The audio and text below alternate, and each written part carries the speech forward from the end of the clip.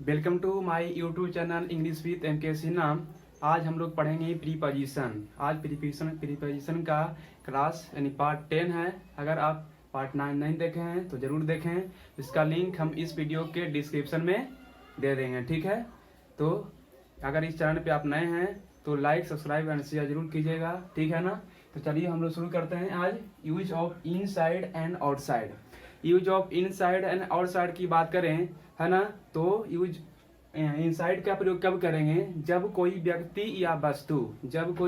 या वस्तु किसी क्षेत्र या दायरा के अंदर मौजूद हो, किसी क्षेत्र या दायरा के अंदर मौजूद हो और वह बाहर वाले को दिखाई नहीं दे, तो उस कंडीशन में बाहर वाला जो है इन प्रीपोजिशन इनसाइड का प्रयोग करेगा। बाहर वाला प्रीपोजिशन इनसाइड का प्रयोग करेगा। और आउटसाइड की बात करें तो जब कोई व्यक्ति किसी क्षेत्र या दायरा के बाहर हो और वह अंदर वाले को दिखाई नहीं दे, तो अंदर वाला जो है ना, बाहर वाले को दर्शाने के लिए प्रीपोजिशन आउटसाइड का प्रयोग करेगा। सिंपल सी बात है ना। हम लिखा हुआ है क्या कि यदि कोई वस्तु या व्यक्ति किसी क्षेत्र या दायरा के अंदर रहे और बाहर वाले को दिखाई ना दे, तो उसके लिए बाहर वाला इनसाइड का प्रयोग करता है, ठीक है ना। आउटसाइड की बात करें तो यदि कोई वस्तु या व्यक्ति किसी क्षेत्र या दायरा के बाहर हो और वह अंदर वाले को दिखाई ना दे, तो उस कंडीशन में जो है अंदर वाला बाहर वाले को दर्शाने के लिए प्रीपोजिशन आउटसाइड का प्रयोग करता है, ठीक है। अब एग्जाम्पल की बात करें कि he is reading English inside the room, मतलब वह रूम में अंग्रेजी पढ़ रहा है। यानी बाहर से कोई बोल रहा है कि वह रूम में अंग्रेजी पढ़ रहा है, देख तो नहीं रहा है कि अंदर मौजूद है ना। तो बाहर से कोई बोल रहा है वह रूम में अंग्रेजी पढ़ रहा है ना। तो बाहर वाला अंदर वाले के लिए क्या प्रयोग करेगा? इनसाइड। और अंदर वाला बाहर के लिए आउटसाइड, ठीक है ना। Someone is calling you outside the building, मतलब कि बिल्डिंग के बाहर आपको कोई बुला रहा है। बिल्डिंग के बाहर आपको कोई बुला रहा है, तो अंदर वाला बोल रहा है कि अंदर वाला बोल रहा है अंदर वाले बोल रहा है बाहर वाले को समवन इज कॉलिंग यू, है ना। Someone is calling you outside the building, मतलब कि बिल्डिंग के बाहर आपको कोई बुला रहा है। अब बात करते हैं यूज ऑफ ऑन टू का, है ना। ऑन टू का प्रयोग किस कंडीशन में किया जाता है? तो किसी के प्रति कोई भाव प्रकट करने के लिए, किसी के प्रति कोई भाव प्रकट करना हो, है ना, तो उसके लिए ऑन टू का प्रयोग किया जाता है। जैसे I have a great respect on to my parents, मतलब कि मेरे पेरेंट्स के लिए मेरे पास बहुत ही रिस्पेक्ट है ना। तो अपने पेरेंट्स के प्रति भाव प्रकट कर रहा है, इसलिए यहाँ पे आपका क्या लगा? ऑन टू लगा, ठीक है ना। यहाँ तो आपको समझ में आ गया होगा।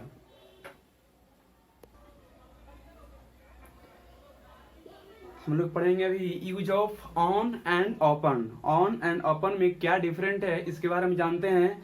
तो ऑन की अगर बात करें, है ना, तो बोले अगर कि किसी व्यक्ति या वस्तु पर निर्भरता अगर हो, तो उसे दर्शाने के लिए हम लोग किसका प्रयोग करेंगे? ऑन का, ठीक है। किसी व्यक्ति या वस्तु पर किसी अन्य की निर्भरता के दर्शाने के लिए प्रीपोजिशन ऑन का प्रयोग किया जाता है। लेकिन बोले किसी स्थिति या परिस्थिति पर किसी की निर्भरता को दर्शाने के लिए प्रीपोजिशन अपॉन का प्रयोग किया जाता है, ठीक है ना। किसी व्यक्ति या वस्तु पर किसी अन्य की निर्भरता को दर्शाने के लिए, मतलब कि किसी व्यक्ति या वस्तु पर कोई अगर निर्भर है तो उसे दर्शाने के लिए हम लोग ऑन का प्रयोग करते हैं। लेकिन कोई स्थिति पर कुछ अगर निर्भर कर रहा है, कंडीशन पर डिपेंड है, तो वहां पे हम लोग प्रीपोजिशन अपॉन का प्रयोग करेंगे, ठीक है। एग्जांपल की बात करें, human life depends on bread, मतलब मानव का जीवन रोटी पर निर्भर है। तो हम वस्तु पर निर्भर हुआ इसलिए आप कौन लगा। लेकिन बोले एवरीथिंग डिपेंड्स अपॉन सिचुएशन, मतलब कि सिचुएशन पर सब कुछ डिपेंड है ना। तो यहाँ पे स्थिति पर डिपेंड हो गया, इसलिए स्थिति रहेगा तो अपॉन लगेगा। कोई व्यक्ति या वस्तु पर डिपेंड निर्भर रहेगा तो आपका ऑन लगेगा, ठीक है ना।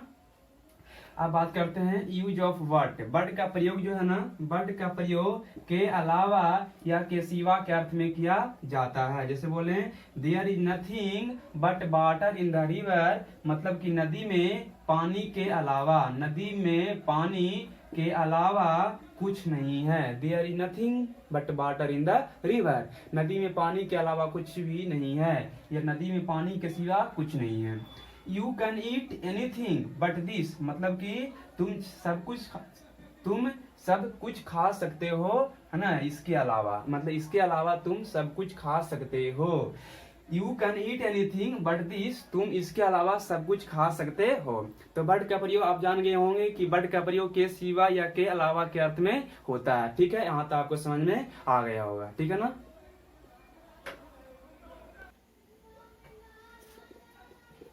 हम लोग अभी जानेंगे use of beneath and beyond. Beneath and beyond में क्या डिफरेंट है, ठीक है, चलिए देखते हैं। बीनीथ की बात करें तो किसी मामले में किसी का किसी से कम होना, किसी मामले में है ना, किसी चीज में किसी का किसी से कम होना को दर्शाने के लिए बीनीथ का प्रयोग किया जाता है। बियॉन्ड की बात करें तो बियॉन्ड में क्या है कि जब कोई वस्तु किसी क्षेत्र या दायरा को, किसी क्षेत्र या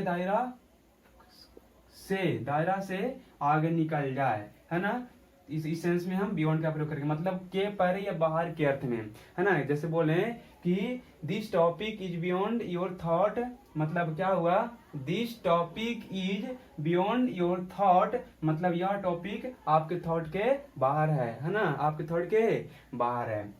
तो अब बात करते हैं कि बीनीथ का प्रयोग किस प्रकार से करते हैं, तो किसी मामले में किसी का किसी से कम होना दर्शाने हेतु।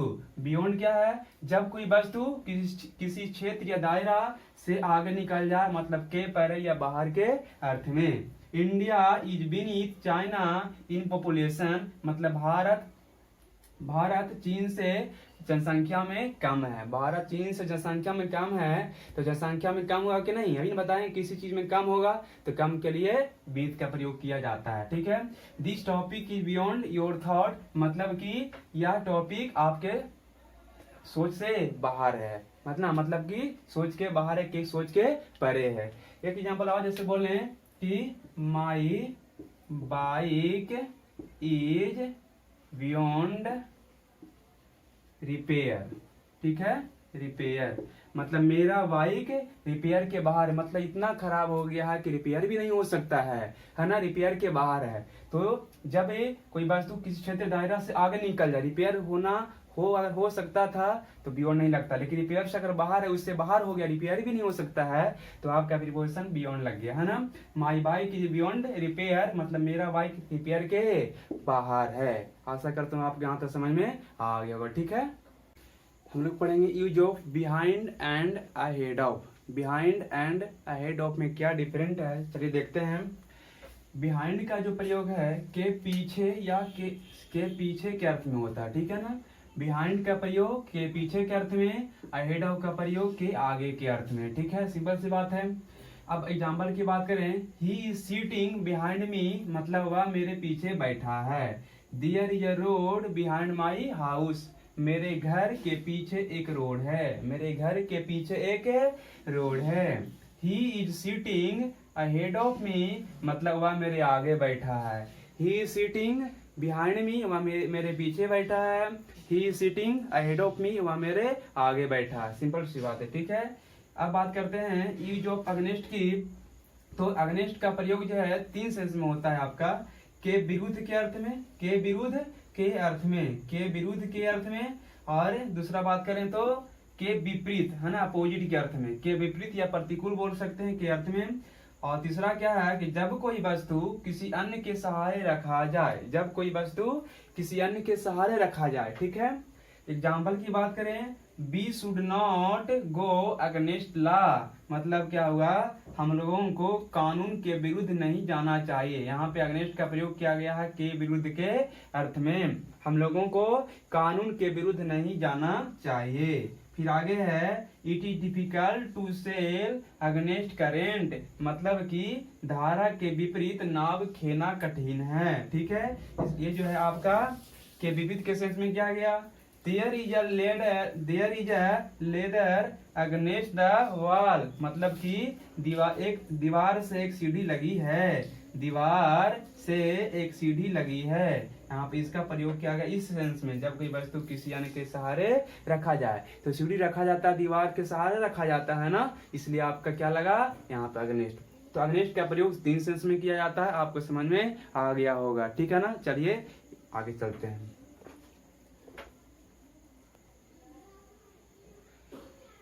हम लोग अभी देखेंगे यूज ऑफ डूरिंग। डूरिंग का प्रयोग जो है किस प्रकार से होता है। ठीक है ना, तो अगर डूरिंग की बात करें तो डूरिंग का प्रयोग जो है, डूरिंग का प्रयोग खास स्थिति है ना, यानी स्टेट, खास स्थिति या आदत, हैबिट को बताने के लिए, हैबिट बताने के लिए, किसी खास स्थिति हो या आदत को हो तो उसे बताने के लिए, ठीक है, पॉइंट ऑफ टाइम के साथ। अब पॉइंट ऑफ टाइम आपको बताए हैं कि पॉइंट ऑफ टाइम क्या है ना, जो कब से का उत्तर देता हो, है ना, जो कभी प्लूरल नहीं बनाया जा सकता हो, है ना, जो प्रॉपर नाउन का क्या हो, स्वरूप हो, है ना, आपको बताए थे पॉइंट ऑफ टाइम, है ना। जैसे बोले कि डूरिंग के साथ क्या क्या आ सकता है, तो the summer, the winter, the night, the war, the 1992, the meeting, the function, etc, ये सब को प्लूरल कभी नहीं बनाया जा सकता है, ये सब प्रॉपर नाउन का स्वरूप है, ठीक है ना। ये कब से को उत्तर देगा, ठीक है, तो कब से को उत्तर देगा, उसके साथ हम लोग क्या डूरिंग का प्रयोग करेंगे, कब, किसी खास स्थिति को बताने के लिए, आदत को बताने के लिए, ठीक है ना। यहाँ पे इसको हम जो है पॉइंट ऑफ टाइम के बारे में बताए थे आपको, है ना, फोर एंड सीन्स के जो बताए थे, क्या है पॉइंट ऑफ टाइम, क्या है पीरियड ऑफ टाइम, ठीक है, जो कितने से को उत्तर देता है वह आपका होता है पीरियड ऑफ टाइम, ठीक है ना। अब एग्जाम्पल की बात करें, it stopped raining during the night, मतलब कि रात के समय बारिश स्टॉप हो गया, रुक गया, रात के समय बारिश स्टॉप हो गया, बारिश रुक गई, है ना। तो इस प्रकार से आपका डूरिंग का प्रयोग होता है। आशा करते हैं आपको वीडियो पसंद आया होगा, है ना। तो इस चैनल से जुड़े रहने के लिए आप जो है चैनल को अगर नए हैं तो सब्सक्राइब कर दीजिए, लाइक कर दीजिए एंड शेयर कर दीजिए, ठीक है ना। अगले वीडियो में मिलते हैं, thanks for watching, bye bye.